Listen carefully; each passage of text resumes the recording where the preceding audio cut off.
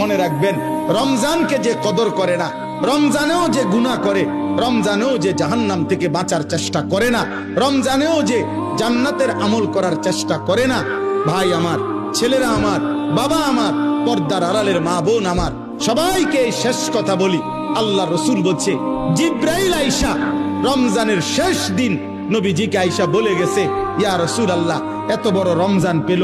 ইফতার, সাহারি, তারাবি, এতেকাফ, শবে কদর, প্রতি ঘন্টা মিনিটে এত মাফ নেওয়ার সুযোগ থাকার পরেও যেই নাফরমান জাহান্নাম থেকে বাঁচার চেষ্টা করে নাই, গুনাহ থেকে আল্লাহর কাছে মাফ নেয় নাই, জান্নাতের জরুর আশা পূর্ণ করতে পারে নাই, আমল করতে পারে নাই, খোদার কসম নবীজি বলছে, জিব্রাইল আইসা বলছে, ইয়া রাসূলুল্লাহ, এমন নাফরমানের উপরে আল্লাহর লানত, আল্লাহর লানত, লানত, লানত। নবী বলছে আমিন, আমিন। মানে নবী বলছে, হ জিব্রাইল, আমিও বললাম আল্লাহ, এমন লানত আপনি কবুল করেন এই নাফরমান উম্মতের উপরে, আমি নবীরও লানত, যা তোর রূপে খোদার লানত পড়ুক।